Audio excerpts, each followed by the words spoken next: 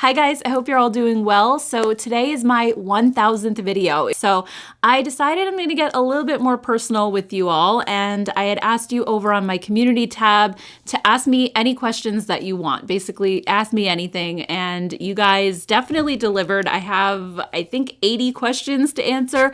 I don't know if I'm gonna get to them all, but I think I'm just gonna work from the top down and see where we end up. But I realized that I generally just stick to the makeup here on YouTube, and I don't really talk about my personal life. I'm more of a private person in general, but at the same time, then I feel like you don't know me all that well. So like I said, I'm going to be testing out some new makeup. So if that sounds good, let's go ahead and jump right in and get started. All right, so I already set my brows with brow gel off camera, but I'm just gonna go ahead and fill them in. And this is the Benefit Precisely My Brow Pencil. It's funny because for a while I was using brow pens, and then Benefit had sent this to me in a PR box, and I decided to try it and I really like it. So I've just been kind of using this lately.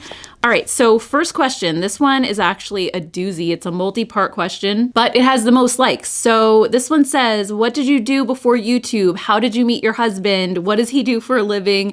Where were you born and raised? Do you have any siblings? And what are your travel plans for the summer? So I guess let's start with where I was born and raised and kind of work my way forward. So I was born in New York State in the Hudson Valley. That's where I grew up. Small town, very like rural area, but still only an hour and 15-minute train ride from New York City. So I feel like it was the best of both worlds, you know? I was able to grow up in that small town, country sort of vibe, but at the same time could go to museums and shows and Rockefeller Center at Christmas time and all of that. So it was a really nice place to grow up. And I lived in New York until I was 30, and then that's when I moved to Connecticut. It was 2007, I believe. So I've been here for 17 years already. It's kind of crazy. Do you have any siblings? Yes, I have 3 actually. I'm the oldest, and then my brother is 2 years younger than me. Then I have a sister that's 7 years younger. And then my youngest sister, Jess, is 13 years younger than I am. And she's actually here on YouTube as well. She has a cooking channel, Cinderella's Apron. So if you haven't checked that out, definitely go head over there. I'll leave her channel linked down in the description box. But yeah, my siblings and I were all really close. We text all the time. We see each other regularly. We all kind of live in the same general area, Connecticut, New York area. So like I said, we all get along really well. And my parents still live in the same house that I grew up in, and we see them regularly as well. So as far as the next question, what did you do before YouTube? A lot. I mostly worked in retail. I didn't go to college, which I think there's actually another question about college. So I'll kind of talk more about that when I get to that point. But I just joined the workforce right out of high school. When I was 18, I was a bank teller by day, and at night I worked at the Gap at the mall. So I had 2 jobs for a while, and then I ended up getting a visual merchandising position at a department store in the same mall where I worked at the Gap. That was literally the best job ever. I got to basically play dolls and dress up for a living. So I was in charge of like the fashion departments. So I got to dress mannequins. And I know in some smaller stores, they tell you what you have to put on the mannequin, but in this case, they didn't. They just kind of left it up to our judgment. So if, let's say, I was working in the teen department and it was prom season, I would pick out prom dresses for the mannequins. I would style their hair because they had hair. I would give them accessories, earrings, necklace, bracelets, whatever. I would go to the shoe department and pick out shoes for them.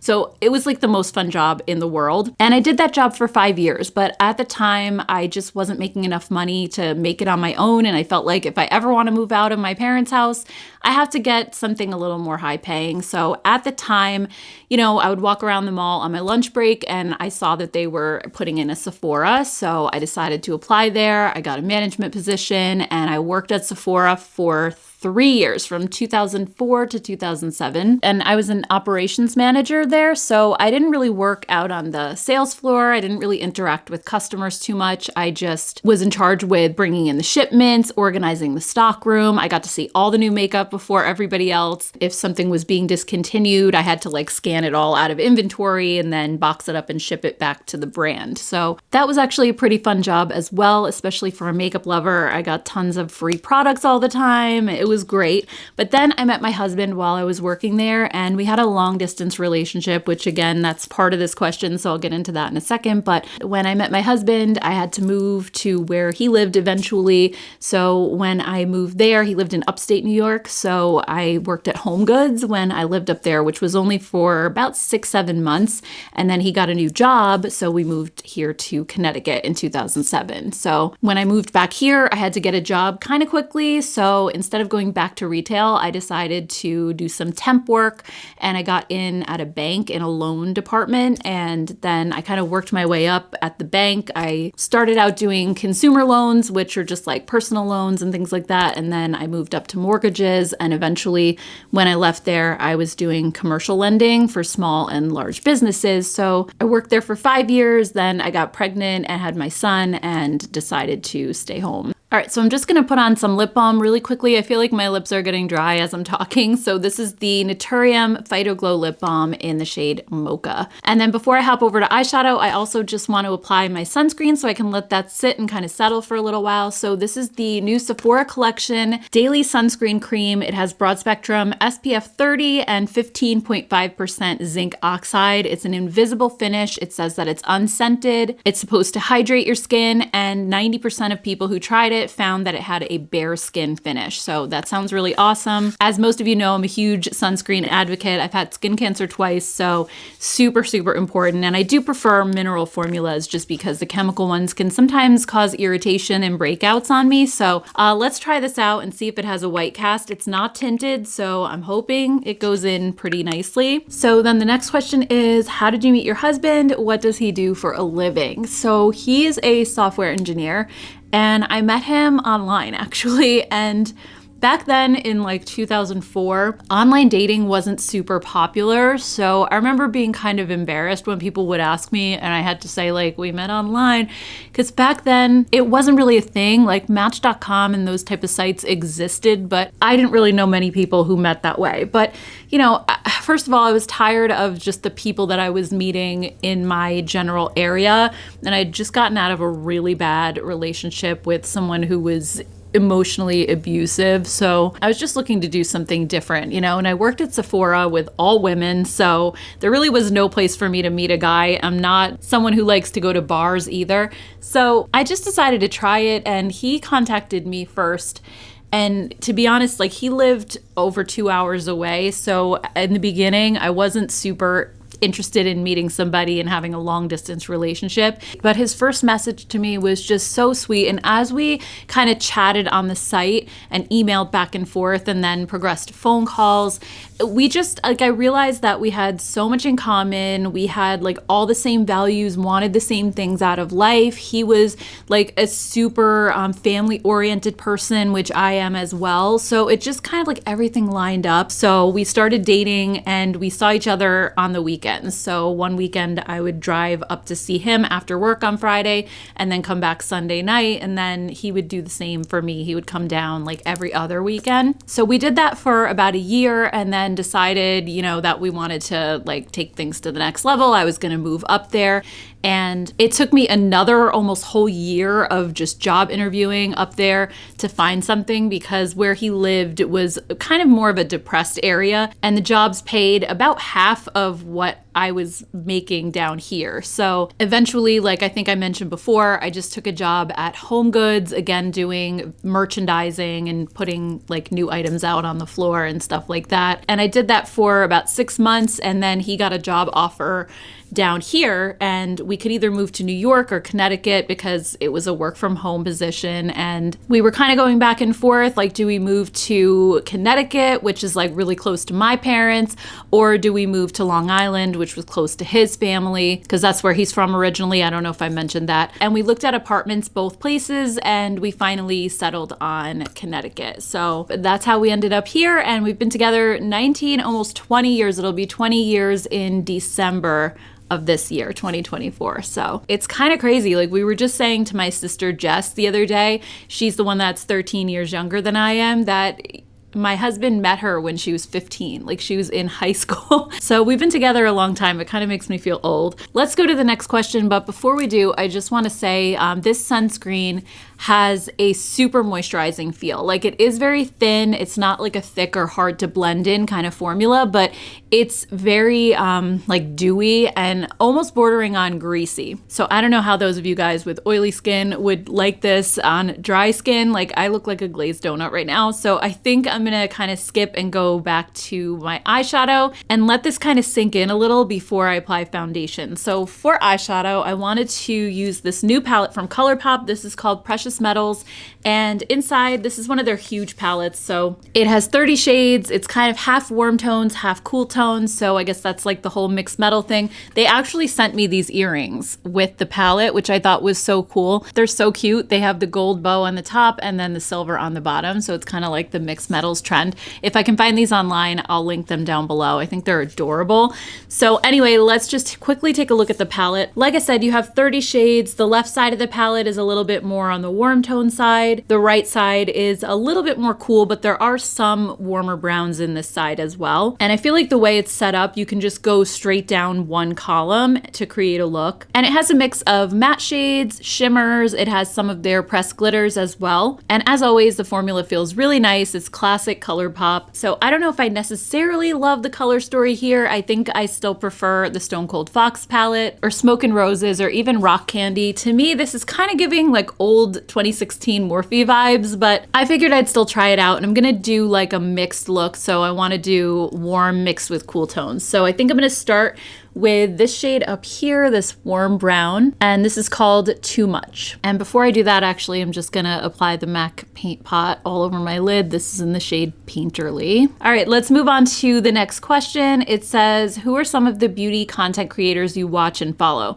So I don't wanna forget anyone. I'm just gonna go right to my subscription feed and see who I have in here. So these are in no particular order. They're just in the order of my actual feed. So we have Mandy Lee, Taylor Wynn, Risa Does Makeup, Jen Love, Angelica Nyquist, Nikki LaRose, Juicy Jazz, Stephanie Marie, Abby Young, Steph's Beauty Stash, Morgan Turner, Andrea Montaliano, Allie Glines, Kelly Gooch, Sarah Rose, Pensmith Skincare, Dr. Idris for skincare, love her channel as well, Emily Noel, of course, Geek Out of Water, she does a lot of really great foundation reviews, Jessica Braun, Samantha March, Slashed Beauty, Angela Bright, Lip Gloss Leslie, Leah Janae, Amanda Z, Charlotte Holcroft. I think I'm starting to repeat now, so I'm thinking that's everybody, but I'm not sure. I mean, if there's somebody who hasn't posted a video in a while, then I won't have them in my list, but most of the people I mentioned I've been watching for a really long time. So next question is, what are your interests outside of makeup and beauty? Do you have pets, and your favorite types of travel destinations? So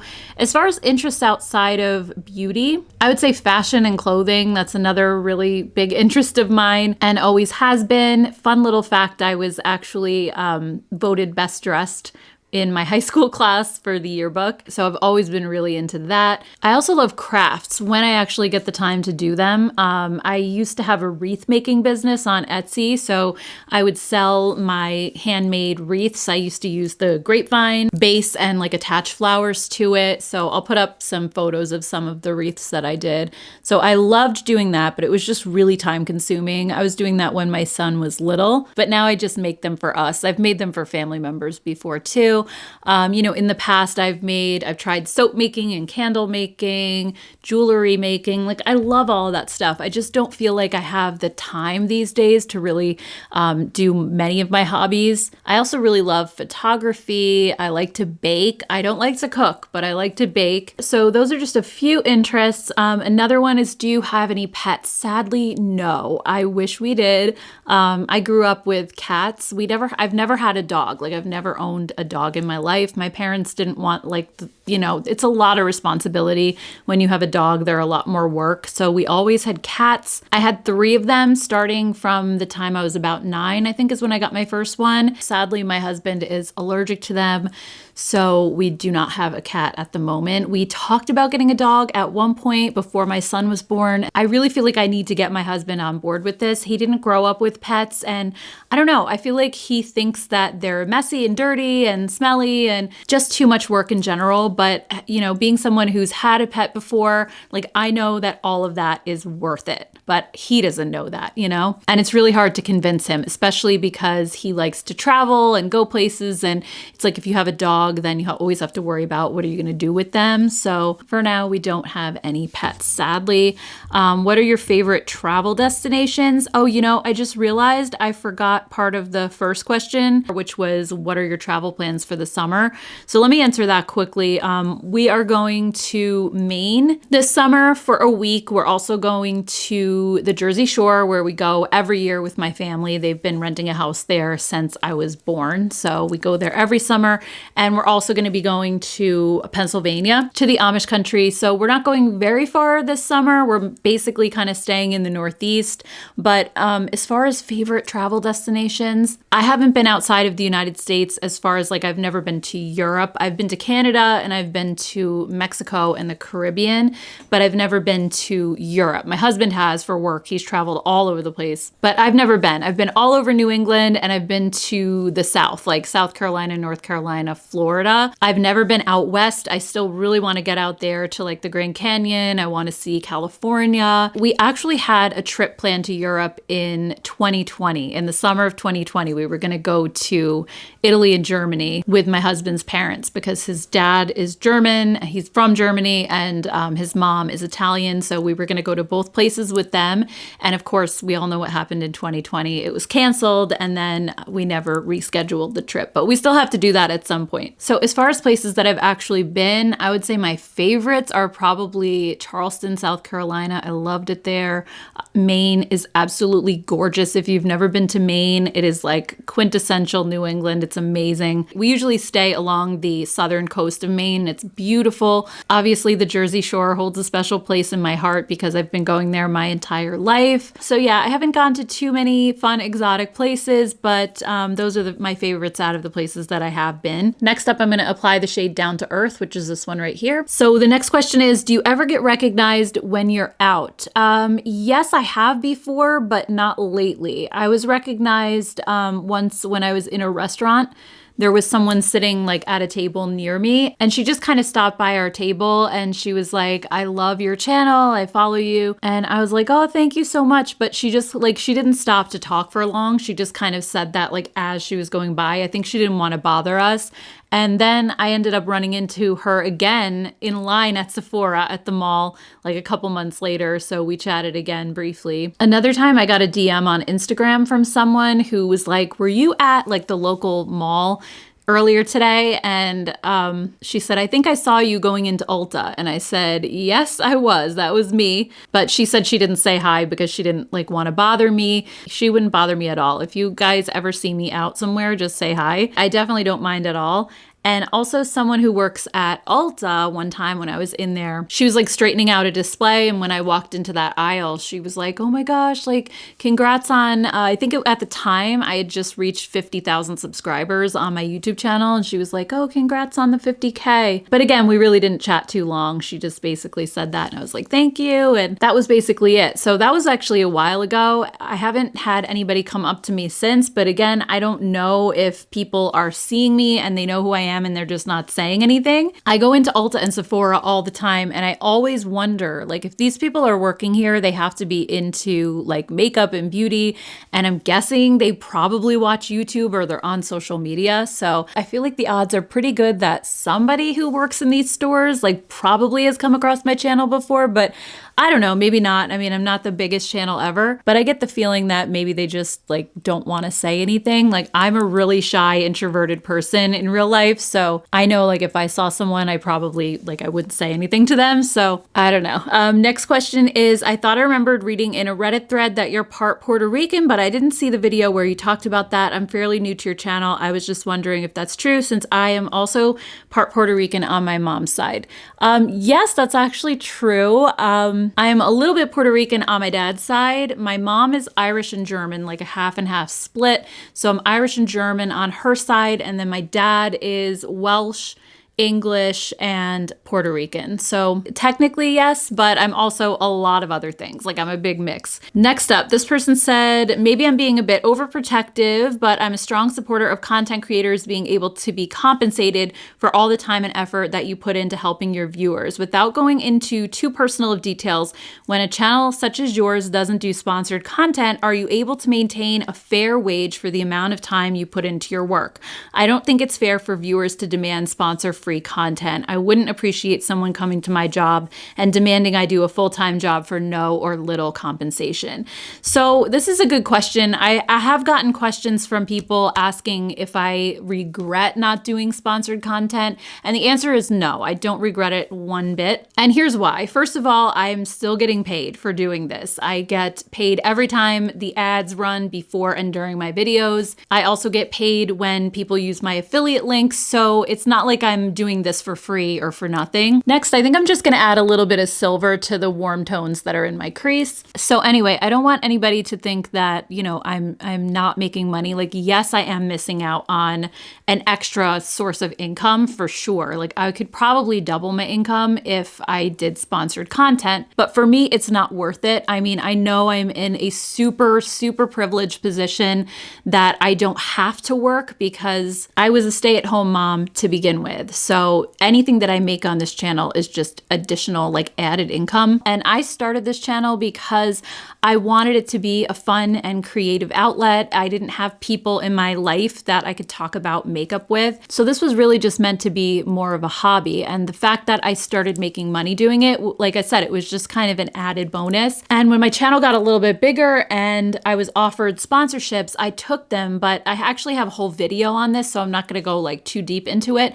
But sponsors just demand so much. Like you have to work out, you know, how much you're gonna get paid with the brand. Then they basically tell you like all your talking points, what they want you to say, like what products to feature. Then you have to film the video, you have to submit it to them for approval. They'll submit it back to you and tell you to change things, which means refilming it because you can't really change something once it's filmed. And a lot of the time they don't give you much lead time to do this. So they might be contacting you and like they need this next week, and you might have other things that you wanted to do in the meantime. So the whole process of working with sponsors just felt like work to me, and I didn't want this to feel like work. I wanted it to be my own channel, and I want to be in full control of the content, what I'm talking about, what products I'm using. I don't want to have a boss. I had a boss for so much of my life already, and to me, all of those headaches were not worth the extra income.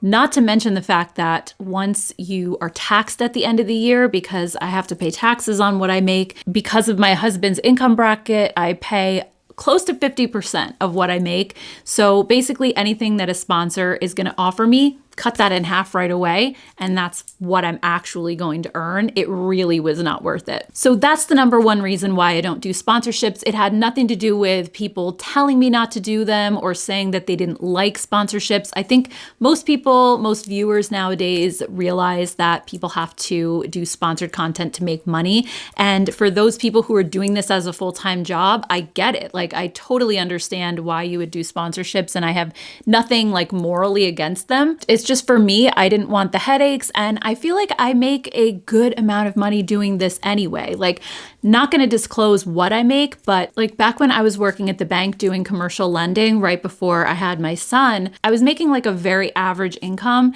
and I told myself if I could make that at least on my YouTube channel, then I wouldn't have to go back and work like a regular 9 to 5, and I accomplished that a couple of years ago already. And this year, even without the sponsorships, for the first time in my entire life, I actually made over 6 figures, which is something that I honestly never thought I would do. So for me, it's more than enough. I've seen some YouTubers complaining that like YouTube ads aren't paying as much as they did in the past. I haven't experienced that at all. My income has gone up and up and up every single year that I'm doing this. So for me, like, yes, I could, like I said, double my income if I wanted to do the sponsorships, but I feel like I'm making enough. I'm really not at that point where I feel like it's worth taking on the extra headaches and responsibility. I'd like to just have it feel more like a hobby versus a job. The next question is, what is your favorite music, favorite food? Favorite music?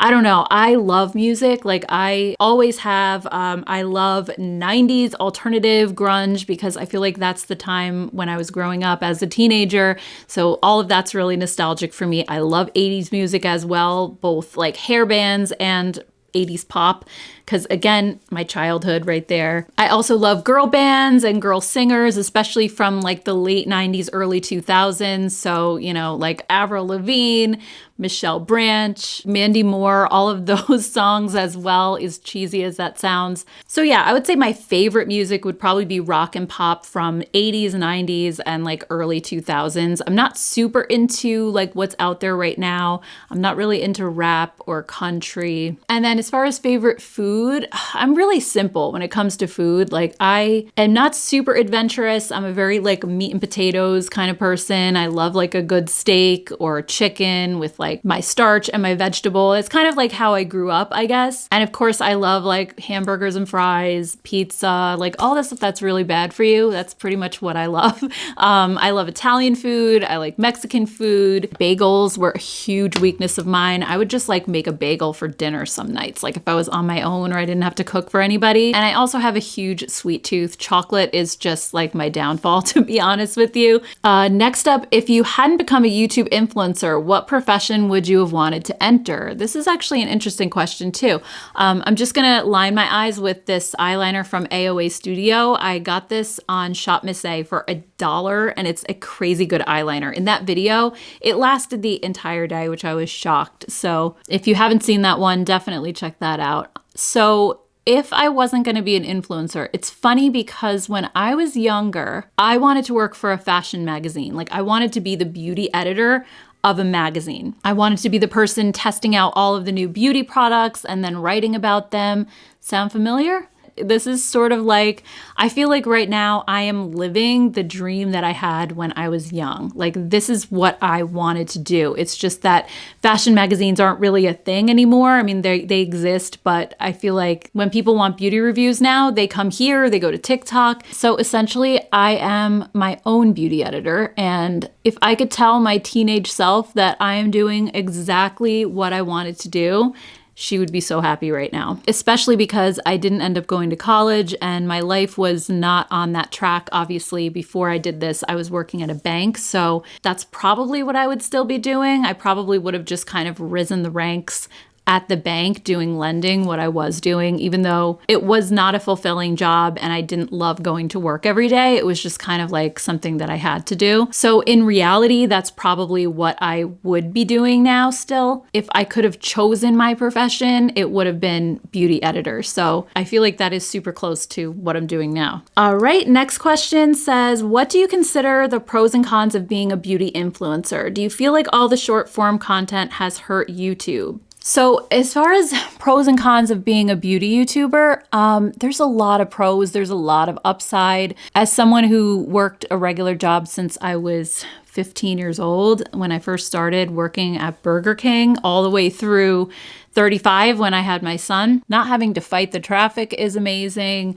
Not having a horrible boss, which I had at so many of my jobs, or just not even having a boss in general is amazing. It's such a good feeling, which again is why I don't do sponsored content. Being able to do what I want with my day and my week, like planning out, you know, if I have stuff to do and I don't want to film a video, like I don't have to. If I want to take a vacation, like I just go, you know, I'm in charge of everything to do with this channel. So that's obviously a huge pro. And also just making money doing something that you love to do is incredible. It's like the best feeling in the world. Some days I wake up and I'm like, I have to pinch myself. Like, is this really my life? Because I just never thought that I would be successful at this. I never thought that, that this would actually earn me a living. So I'm just incredibly grateful. And it's because of all of you just watching me in the first place that's given me this opportunity. So I'm just always incredibly grateful for you guys.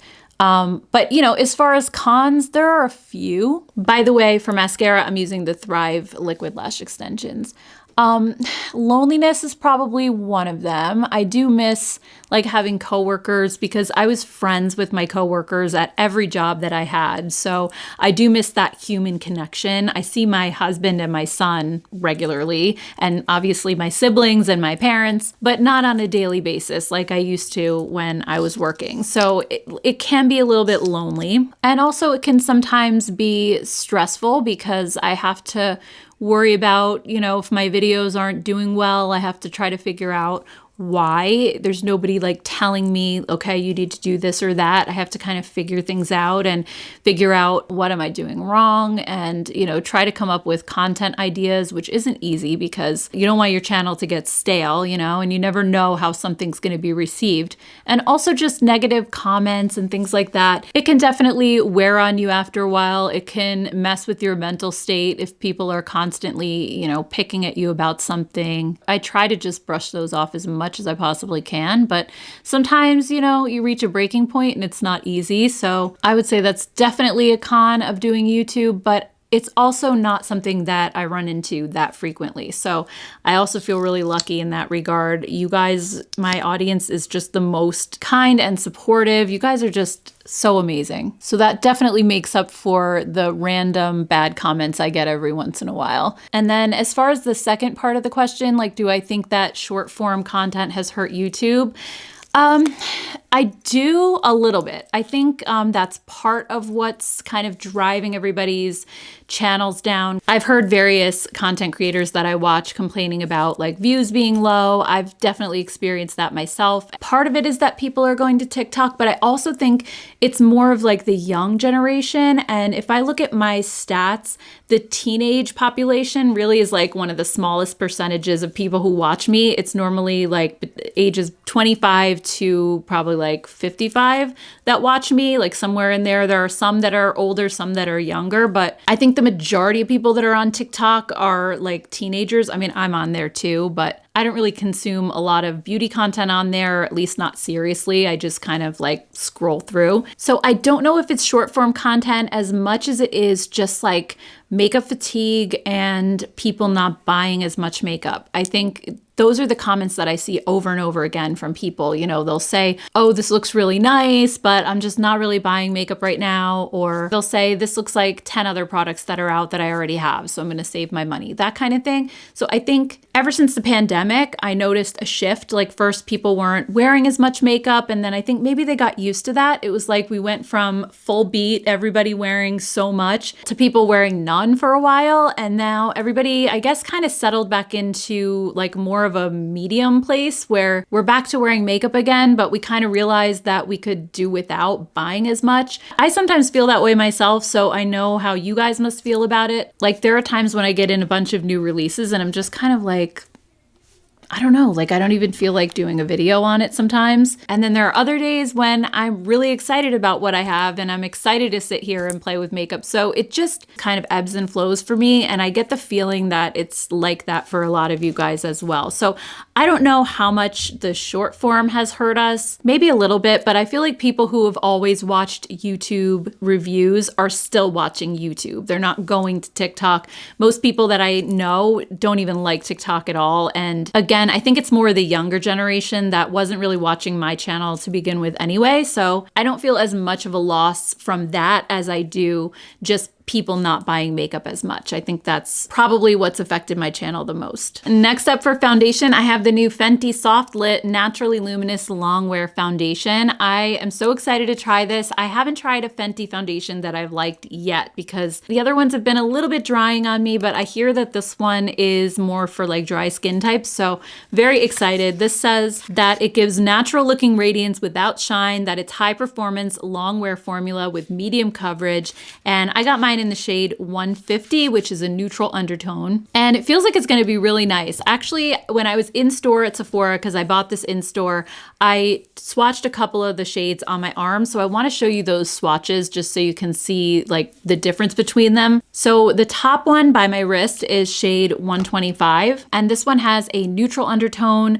Then the next one down is 150, which is the one that I got. This also has a neutral undertone. The next one is 160. This one is warm peach. And then the last one is 170, which had a cool pink undertone. So I didn't feel like any of these shades matched me exactly, but I thought 160 and 170 were a little bit too deep for me. They did oxidize as they were sitting on my arm, and I felt like 125 was slightly too light. So 150 looked like it was gonna be the closest, and even though I have a cool pink undertone, neutral I can wear. I can deal with that as long as it's not yellow. So I'm gonna apply it with this sponge from Urban Decay. So let's see how this applies. Actually, the Sephora sunscreen sank in really nicely. My skin still feels slightly dewy, but not nearly as much as it was before. Like, it doesn't have the greasy feel anymore. So, all right, let's see how this applies. And the next question is, do the moms at Henry's school know that you've got a darn successful YouTube channel? You mentioned going out to lunch with them, and I was wondering if they knew you were doing a wear test on the Natasha Denona Powder Foundation. So to my knowledge, no, they don't know. I don't tell people about this channel at all. Like, it's not that I'm embarrassed or anything. Like, I think if somebody asked me, I would tell them, but I think they all just kind of assume that like I'm a stay-at-home mom, so it's never really come up. We kind of just started hanging out a little bit more, so I'm not super close with them yet. I think I will tell them eventually, but I just find it so hard to talk about myself. Like, again, I think it's part of that like more shy, introverted personality that I have, but I just keep a lot of things kind of close to the vest. I don't like to brag about myself, but as far as people at the school, I don't even know if they, like, we haven't really talked about beauty at all, so I don't even know if they like watch beauty YouTube. But by the way, this foundation is looking so nice. It does have a little bit of glow and luminosity, but I don't know how much of that is the Sephora sunscreen and how much of it is the foundation itself. But like, just zooming in a little closer, this looks so skin-like. It's really natural. It's not clinging like to the dry area on my chin where foundations usually cling to. I think the color is really good. It's matching nicely. So far, I do really like this a lot. Next up, I have the new Maybelline Sun Kisser Blushes. I got 8 shades. I couldn't get all of them because some of them were sold out at Ulta, but I tried to get as many as I could just to swatch for you guys. So these claim to give you glowy, sun-kissed cheeks. They have a melt-to-skin formula for a natural glow. It's supposed to wear up to 12 hours and infused with vitamin E. It's also supposed to be an ultra buildable and blendable formula. And all of the shades except for one that I have seem to be very warm toned, and I think that's because these are supposed to give you more of that bronzy, sun-kissed kind of look. So I know some of you guys who love cool tone blushes are going to be disappointed, especially because this one cool tone shade, which is called Blazing Blush, looks so light, it's probably gonna be like a highlighter on me. But since I'm kind of doing more of a warm tone look today, I'm just gonna grab one of the warmer shades anyway. So I think I'm gonna go with shade number 2, which is called Uptown Glow. It looks like a really pretty peachy shade. So I'm just gonna put a dot and then I'm gonna blend it with the Profusion round tapered brush. So anyway, the next question, what did you major in for college? You don't have to tell us where you went if you want to keep that private, but just curious about your course of study.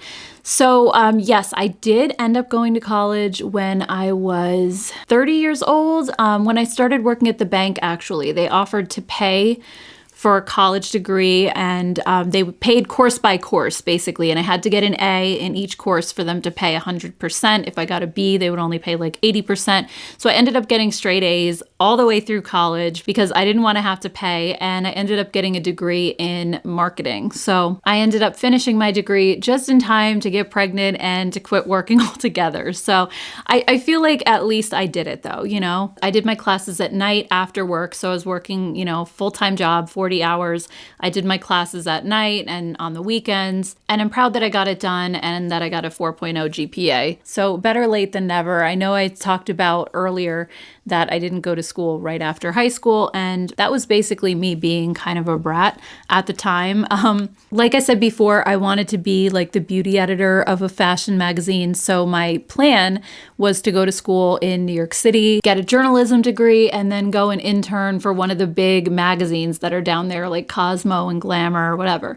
But even though I got into some of my first choice schools, they were very expensive. My parents had 4 kids that they were going to have to put through college, and it just was not in the budget. So they talked about, you know, me doing community college for 2 years and then transferring, or going to a state school for 2 years and then transferring to New York. And I just didn't want to do that. So my plan was I'm gonna stay home for a year. I'm gonna work, earn money, try to apply for more scholarships, and then try to go to New York maybe a year late. Well, that never happened. So that's why I didn't go, but I always kind of had regrets for not going, which is why when the opportunity came up at the bank to just do my degree, I figured, you know what, I'm just gonna take advantage of this and get it done, and I have it now. So if this YouTube thing ever doesn't work out and I wanna go back to work, at least I have a marketing degree now. By the way, these blushes are actually really nice. This applied beautifully. It's like a thin, serum-y kind of texture. I think it blended out nicely with the brush. It's definitely a little bit more on the sheer side, so if you're somebody who doesn't like those ultra pigmented liquid blushes like the Juvia's Place or the Rare Beauty,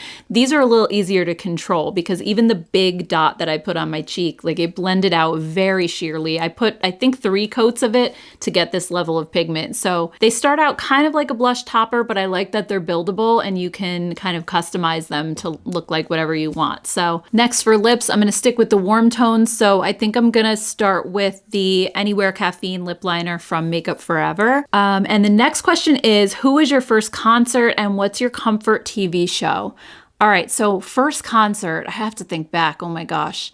I think it was Jewel in 1996 because I went with friends that I worked with at the Gap. So yeah, that was when I was 18 and we went to the Beacon Theater in New York City, which is a small venue. It was so cool. We were really up close, and Jewel had just released her Pieces of You album like very shortly before that. So that was an amazing experience. I also remember going to see Weezer with my sister at Madison Square Garden, but I think I saw Jewel before that. I want to say that was when I was a little bit older. And then favorite comfort TV show?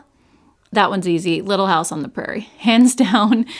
Ask anybody who knows me. I am a Little House on the Prairie fanatic. Like, I love that show so much. It's actually on downstairs right now. I left the TV on and I could literally recite every episode to you. I'm actually going to see them. It's the 50-year reunion this year, so the whole cast is going to be traveling around the country and doing like these big events and stuff like that. So they're coming to Connecticut in August and I'm definitely going. I want to meet them in person. But yeah, I grew up watching that show and it is like the ultimate comfort for me. Even my son watches it. And it's funny because a couple months ago, he was homesick from school.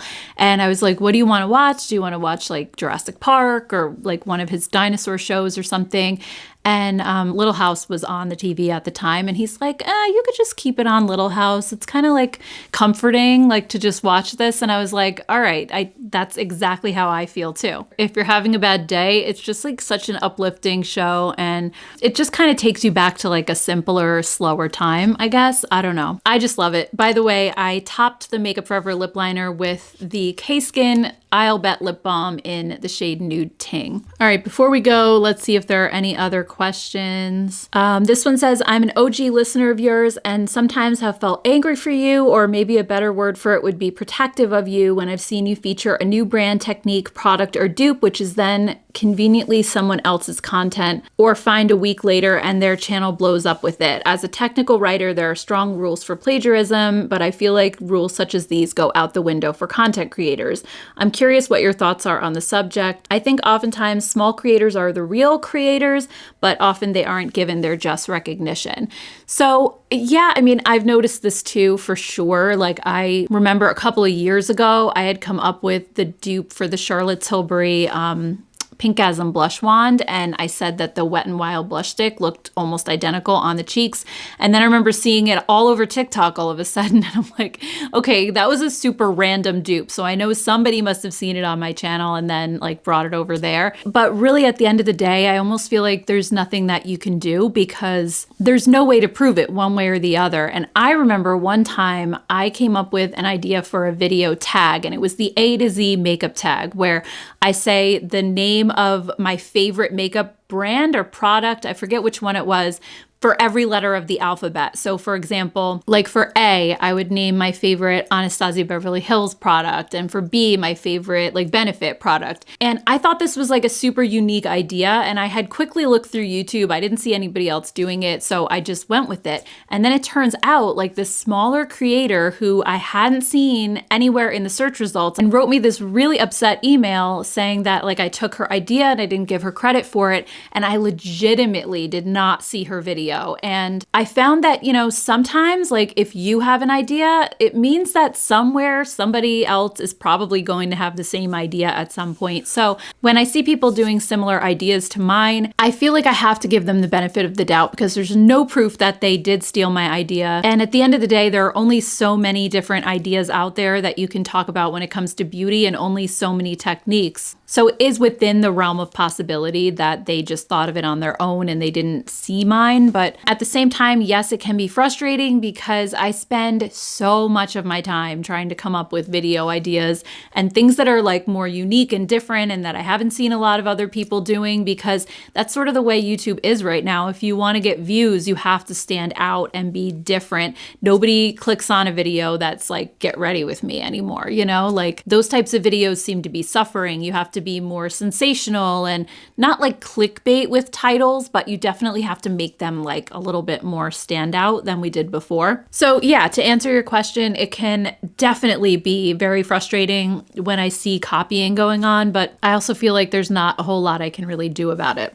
This one says, I like hearing about people's daily routines, so I'm wondering, what time do you normally go to bed and what time do you normally get up in the morning? I am a huge night owl. I cannot go to sleep before, I would say 11:30. That's probably like the earliest I could think about going to bed. And most nights it's after midnight. I just like, my brain does not turn off. Like I'll just lay there and keep thinking or running through this list of all these things that I have to do the next day. And during the week, my alarm is set for 6:30 because I have to get up with my son to get him ready for school. But on the weekends, I definitely kind of catch up and sleep in a little bit. My son sleeps in too, so he's great about that, always has been. I feel like he definitely has the night owl gene too. And anytime he's home from school, whether it's a weekend or like over the summer break or during like Christmas break or whatever, he sleeps till 9 easily, like 9:30. So that's usually when I'll catch up on my sleep. And I typically try to go up to bed at 11, but I'll lay in bed and read on my Kindle, and just that usually helps to kind of like settle me down and make me feel tired enough that I can drift off. So usually I read for like half an hour and then I go to sleep. All right, I guess I'll just read a couple more. This one is, why do you never show your husband in videos?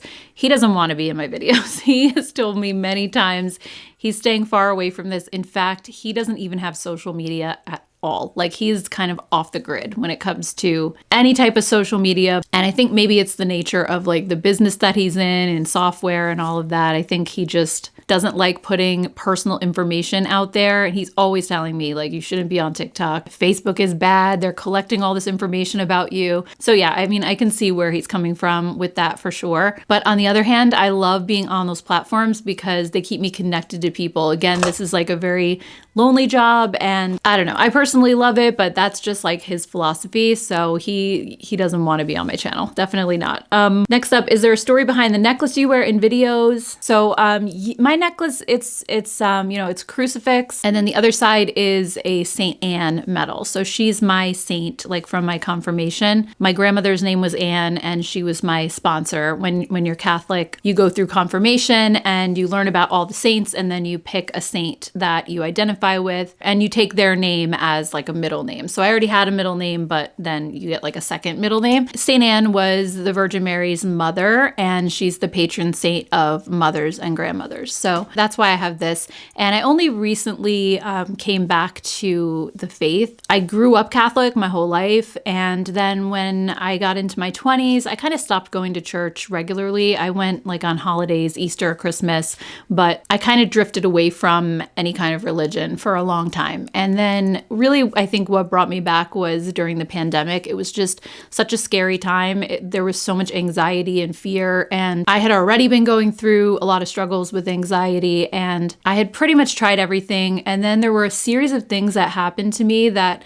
I mean, I can only describe as miraculous. Like, I'm not going to get into the whole big long story because it would be too long for this video. But long story short, I ended up coming back to the faith, and I can honestly say, like, I've never been happier, more at peace, like in my entire life. So that's when I started wearing my cross again, sometime in like 2021, I guess it was. The next question is actually from my sister. She said, who's your favorite sibling? Just kidding. Love this idea. Can't wait to see it. That's too funny. The next one, yeah, this is a big one. How do you organize your makeup so it's less overwhelming? How do you decide what makeup you're going to wear each day? I get decision fatigue doing my makeup and it stresses me out. Yes. You know, this is something that I struggle with every day. If you could see like the state of the room that I'm sitting in right now, like it's so stressful just to look at it, because I constantly am getting all of these PR boxes in every day. Not that I'm complaining, like, believe me, it's great, but it's more makeup than I could possibly ever use, and it can be incredibly stressful. Now, I am trying to keep as organized as I can, and I think decluttering helps, but then it just builds back up again. So I recently saw, I forget who it was now, there was a video that I was watching, and the person was saying that when they declutter, the next time they get a new thing in, whatever it is, like say they get a new foundation, then they go to their foundation drawer and they declutter one. So you're just replacing one with another instead of adding another one to it. And I think that is such a good idea. And it's probably one that I should implement, because I literally just did a foundation declutter a couple months ago, and I can't even close the drawer that my foundations are in because I've added so many more back to the pile. So that's probably something that I'm going to try to do this summer. Like, I really want to get organized, do a whole bunch of declutters, and then just really stick to like the one in, one out kind of policy. And if it's something that I don't think I'm like, if I get it in PR and I don't think I'm going to use it, just donate it, get rid of it. A lot of people ask me that too. What do I do with makeup that I don't want? I give it to friends and family mostly. I have donated it to like women's shelters in the past too. They only take things that are unopened. But yeah, I do try to donate when I can. And then how do you decide what makeup you're going to wear each day? That's hard too. I mean, I tend to go through phases where I use the same thing for a really long time. So for example, like this Thrive mascara, when I first got this, I just used that all the time and I didn't touch any of my other ones. And then eventually when I get sick of it, then I'll kind of venture back into the drawer and try some things that I haven't tried in a while. And, you know, usually I like to match my makeup to whatever I'm wearing. So today I'm wearing red, kind of a warmer color. So I'm doing a warm tone look. And in real life, if I wasn't testing out makeup for this video, I usually start with eyeshadow. So I would just think of, you know, what warm tone palettes do I have? And then I would just randomly think of one, or I would open up some drawers and whatever one I see first, I'll just pull it out. And then I'll just go to my blush drawers and I'll just, you know, find a warm tone blush. Usually I try to rotate. Like if I see something right on top that I've used a lot recently, I'll just kind of go down below and try to find something that I haven't used in a while just to give it more use. But it's definitely not easy when you have a lot of makeup. Yeah, it's like you always feel like I should be using this more or that more, and you don't want stuff to go to waste. But for me, at least, it's the nature of the job, and I know that everything that I have is because of this job. So even if I'm not actively using something, I may be using it in a video, and I try to kind of do videos where I go back and talk about older products occasionally so that I can bring them back into the rotation. Just quickly, what age did you start using makeup? Do you remember what makeup product you tried for the first time? I wasn't allowed to wear makeup when I was a kid, so I think I was like around 12. My mom let me buy a tinted lip balm from CoverGirl. So it was the Lip Slicks, I think it was called. And I remember the shade was Shimmering Sandstone. I used to wear that all the time, and it sticks out in my head as being the first beauty product I was allowed to buy. But I really didn't start wearing makeup until I was in high school, and that's kind of when I was allowed to wear it. What is the biggest shift of interest, topics, or formats on YouTube as a creator that you've noticed?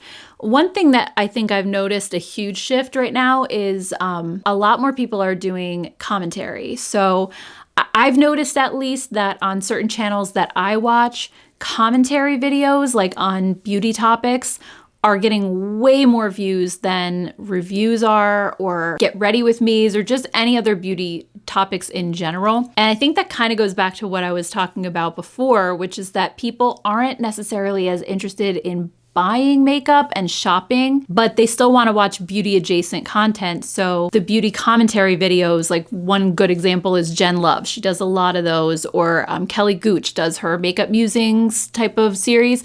Those videos, I think, are just so popular because they're still beauty related, but you don't feel like anybody's selling you anything. You don't feel like pressured into shopping, I guess. I don't know. I've often wondered if I should kind of go that direction with my channel too, because it really seems like the trend right now. But at the same time, I've always been a review channel and I don't want to completely pivot. So it's hard, but that's definitely like a shift that I've noticed, at least as far as beauty content. Did you get invited to Creators and Friends? And if so, so why didn't you attend? Yes, I did get invited, not to the first one that they had, I think in Charleston, but to the subsequent ones. I couldn't go because of just like family obligations and things that we had going on, so I had to decline. But even if I didn't have stuff going on, I don't know that I would go. And it's not because I don't want to meet anyone, because believe me, I think that would be so awesome to meet some of my fellow content creators that I've been following myself for so long. And I do DM and talk to some of them. I text some of them. So I think it would be so cool to meet them. But also, like, I'm super, like I said, I'm shy, I'm introverted. The idea of like going and meeting all of them at once just feels like so overwhelming to me. I don't know if I would be too nervous to do it. I'm so much better in like small groups or like one-on-one or maybe like one-on 2 or 3 people at the most. But I think I would just have so much anxiety to go to something like that. Like I've been invited to brand trips before too, and I've never gone to any of them because I can't get over, like I have such social anxiety basically is what it comes down to. And I'm kind of a homebody. I also hate to fly. Like I am terrified of flying. I'll do it like if we're gonna go on vacation, but it takes a lot like to get me on a plane to go somewhere. So I don't know, maybe if they came here to like Connecticut, New York metro area and I didn't have to fly, maybe I would go. But again, I think the biggest hurdle for me is really just the social anxiety part of it. All right, let's do one more. How would you disconnect personal feelings on people's negative comments towards you? I mean, I kind of touched on this a little bit before. It's hard. It's really, really hard. I've never been someone who is rude to anyone who gives me constructive criticism. Like if somebody tells me, you know, your sound quality is bad, or I can't see you, like if I'm blurry or whatever it is, if they give me advice on how to do my makeup, like if I'm doing some sort of technique and maybe they know a better way, I'm not somebody who gets offended at stuff like that. You know, I'm always looking to improve, and if there's something that I can improve, I'll gladly do it. And I have seen some creators who, like, even if they get constructive criticism, they get upset. Like, that's not me. But there have been some people who are just straight up mean, like they talk about my dry hands or that one of my eyebrows is higher than the other or whatever. And it's kind of like, at this point, I've had those comments so much, like over and over again, that they don't bother me like they did in the beginning. I think the more that you do this job, you develop a thicker skin and you start to see it as not a problem within yourself, but a problem of those people who are making these comments in the first place. You know, clearly they're unhappy with their life, because I mean, you would have to be to sit down and write a negative comment to someone. I couldn't even fathom doing that unless I was just the most miserable person in the world. So I just try to look at it as these people deserve my pity. They don't deserve any of my time and thoughts and attention. So yeah, and it's easier said than done. Sometimes you see a comment and it's like, oh, like I feel the blood pressure going up, and have become good friends with the delete and the block button and just, you know, move on with my life. So anyway, guys, I guess that's everything that I have. I'd love to answer the rest of the questions, but I just don't want this video to be like a million years long. So thank you all so much for taking time out of your day to watch this and to get to know me a little better. I hope that this was a fun video. And as always, I'd love to hear your thoughts in the comments below. I read all of your comments, and I hope you all have a great rest of your day, and I'll see you in my next video. Take care, guys. Bye.